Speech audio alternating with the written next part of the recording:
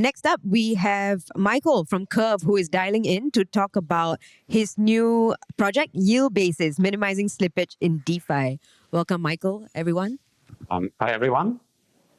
It's not so much about minimizing slippage, but more about how to actually solve impermanent loss, which is the problem which was driving quite many people crazy in the past.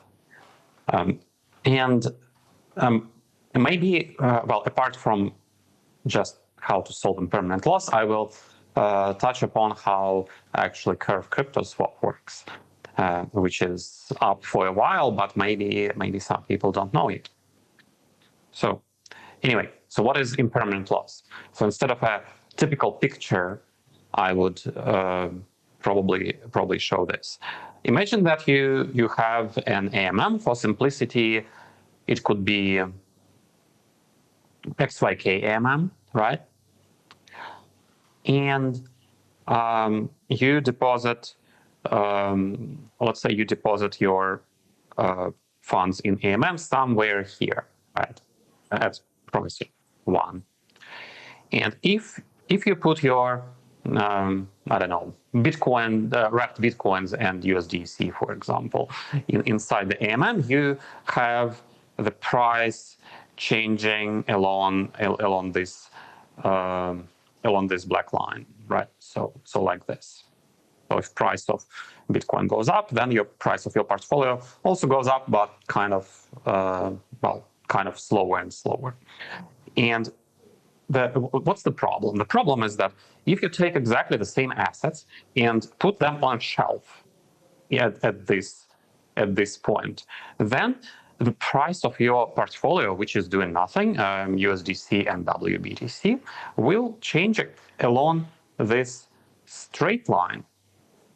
And it appears that due to mathematical properties of bonding curves, assets doing nothing are actually worth more than what you have on the bonding curve.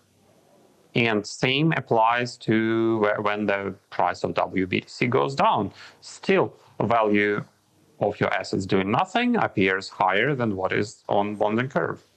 Well, what was usually said is that maybe this AMM will earn enough fees, so this black value line starts going up, and maybe somewhere it goes above the value of the assets doing nothing, right? But typically that doesn't happen. Typically we have price of I don't know, Bitcoin going to the moon, and you somehow well, this gap appears to be bigger than whatever you earn from fees. So that's not cool. And if you use concentrated liquidity on Uniswap 3 or whatever, you have this problem essentially exaggerated. On Curve, in AMMs, you actually do have concentrated liquidity as well, but it's automatically managed in such a way that impermanent loss on Curve is exactly the same as in Uniswap 2 on XYK bonded curves, which appears to be fairly convenient. Anyway, so how do we solve this? How do we close this gap, essentially? And I should say that this gap is not something lost to arbitrage traders at all. It's actually like coming from mathematical property of the bonding curve. So how do we solve that? And well, as I said, well, I probably didn't say that. So the shape of this value, right, is actually square root of your asset price. So if you deposit, I don't know, USDC and WBTC, then value of your liquidity will be proportional to square root of Bitcoin price. Well, plus it will earn fees. So what's really making it difficult to work with is that we have this square root, so we want to get rid of it somehow. How do we do that? So for that, we actually can construct a position which makes a square of the price of what you put in this position. And it appears that such position exists, and it's leverage, but it's not a normal leverage. It's, I would say, compounding leverage. So what do I mean by that? Well, in normal leverage, let's use our liquidity, like BTC USD liquidity. Let's use that as collateral for our position. And we have, let's borrow against this collateral and buy more collateral for that loan. And we do that in such a way that after we do that, after we leverage, the size of the loan is half of the size of collateral. So let's say this size is 50%, right? So now what do I mean by auto compounding leverage? If price of Bitcoin goes up, then price of our collateral goes up as well, right? So, and this loan is not 50-50 anymore. So we need to increase it. So what we do, we increase it slightly, right? We increase it slightly and take the value of what more we borrowed to buy more, even more collateral, right?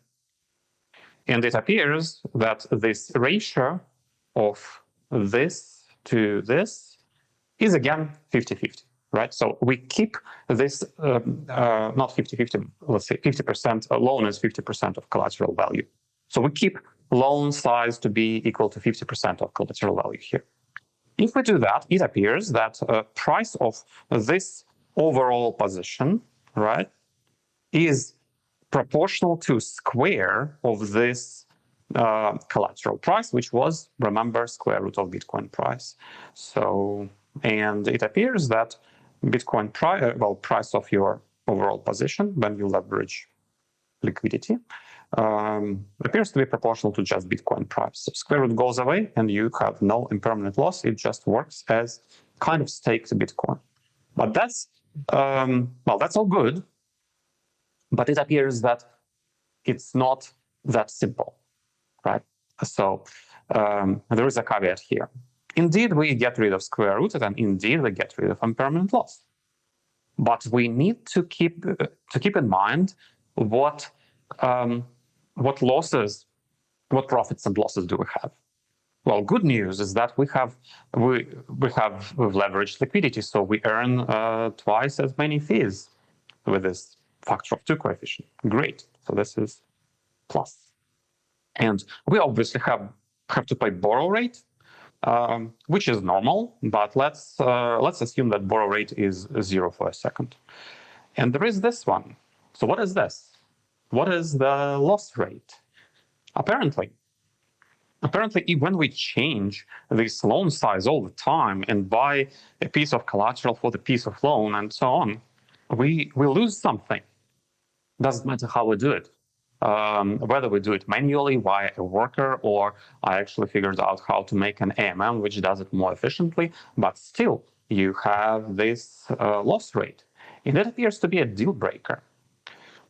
Interesting thing I found, I think still requires some systematic study, but it appears that if you leverage Uniswap 2 liquidity, like XYK liquidity, then this loss rate appears to be equal to whatever you earn in this AMM. So you lose everything you earn if you leverage Uniswap 2 liquidity, right? That's an interesting point, but like, who would want to earn 0 APR? I probably wouldn't. So we really need to do something here. And it appears that we can use, instead of Uniswap 2 pools, we actually can use Curve pools, and they work much better for this purpose. But, well, you probably know that Curve pools work for stablecoins, but how do they work for cryptos? And It appears that they actually do work for cryptos. A variant of Curve crypto pool, which works for cryptos, exists since like middle of 2021. So how does Curve crypto swap work? Curve crypto swap exists since 2021, and it has concentrated liquidity. This concentrated liquidity is automatically managed. So, well, if current price is around where liquidity is currently concentrated, then everything works pretty well. Like you have low slippage, you have high volumes, you have high APR, that's nice. But if the price changes, then you suddenly appear on the win of this concentrated liquidity. And then we have to move it to the new place. But there is a problem. Moving concentrated liquidity around like that, it introduces a loss. So, and this loss is inevitable. So what we do in Curve, we actually keep track of profit and loss of CryptoSwap, and we keep some budget specifically made to move this concentrated liquidity around. If we have a budget, then we will move it to a new place. But if we have no budget, then we don't move it, and it is stuck until we earn a little bit more to move it. So where does this budget come from? Well, as of today, this budget comes from the fees which AMM is making. 50% of these fees is going to liquidity providers, and another 50% is going to refill this rebalancing budget. But that appears to be not quite enough, because like if we are on the win of this concentrated liquidity, then we are not earning funds too quickly, so maybe we will not move it too quickly. And then we have to limit the maximum size of this concentrated liquidity, because if it is higher, it is harder to move around. So we need a bigger budget. And if we don't have a budget, then we have a problem. So we limit its size, and that obviously means that we earn less fees, right? So then I had this idea. So why don't we leverage crvUSD for that? So if we make liquidity between our crypto and crvUSD, then well, crvUSD is a CDP stablecoin, so somebody pays borrow rate for that.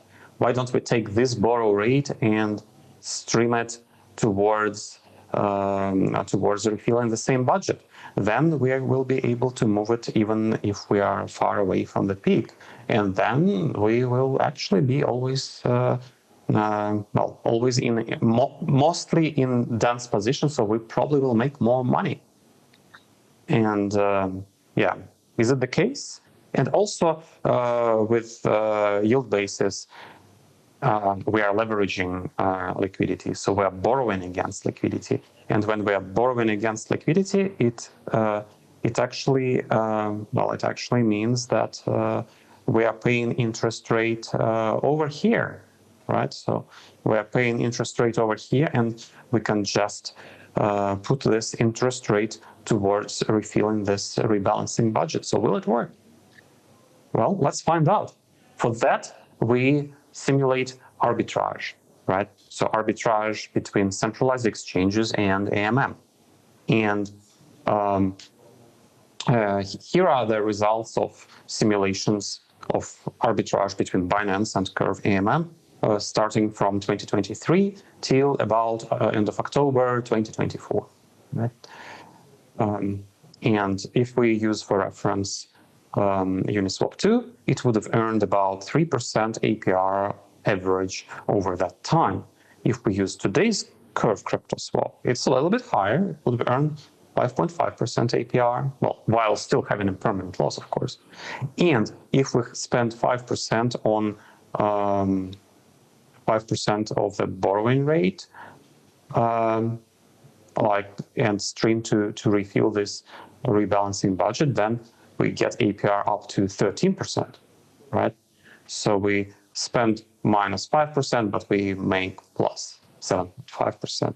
It means that our spending on this rebalancing budget was actually good. So it was a good investment into AMMs efficiency. But over here we still have some.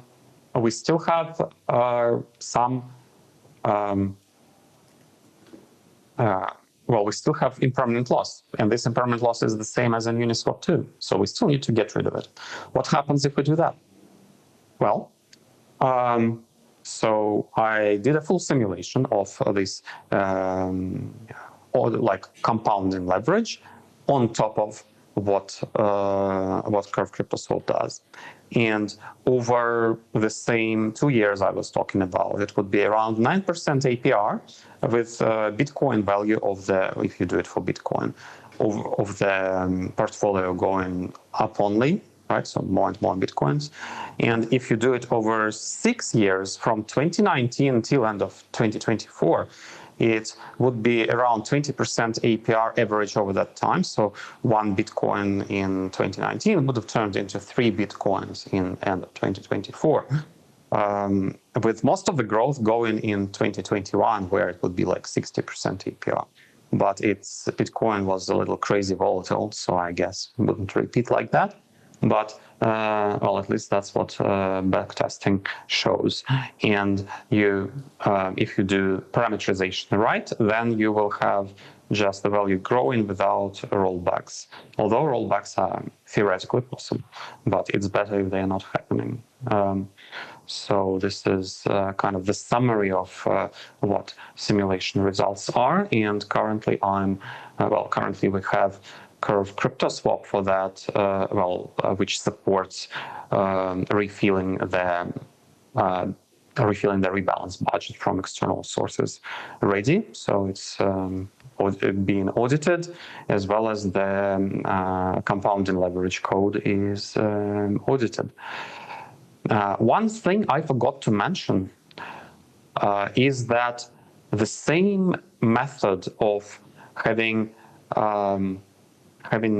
donations coming to, donations from here coming to refill the rebalancing budget. The same method works for foreign exchange swaps, gold, all sorts of assets like that. Because without this, such AMMs are not quite interesting, but it appears that this method is well applicable there, but you don't really need to remove impermanent loss over there. So it's kind of a very interesting multi-purpose upgrade of crvCryptoSwap. That's it. So hopefully this time it all worked. Please ask any questions. Yes, it worked perfectly.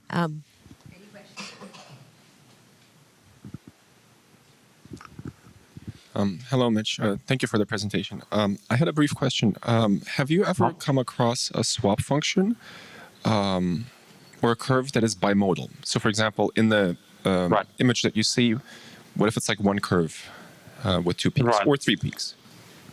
Okay. Yeah, I didn't try that. It is possible. It's probably even interesting to keep, to keep some price in range, maybe for stable coins actually. But yeah, that's an interesting map. I think for USDC, USDT, for example, it probably makes sense to have 2 peaks, each is like 10 bips away from 1.0. That's a reasonable idea. So, but we didn't do that. Yeah, I was the person who presented before. I'm sorry, probably my fault. Right? Yeah, very nice talk. I liked it. Yeah, so I did something like a convex one in the middle. So it's kind of like a dent in the middle. But one of the things that I noticed when looking at DAI USD is it has peaks in the plus and minus 1%. And so maybe another kind of interesting suggestion is a certain sinusoidal kind of liquidity density where you have 1 peak in the middle, but then 2 separate ones on the side.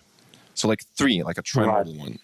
So it's just a suggestion, just something that I've been thinking of. But I think, did you try to optimize what would be the optimal liquidity density for the prices you observe? I I did. I had one model for one tail for DAI-USD. I can share it with later on, but I can Yeah. I can send it to you. Yeah, makes sense.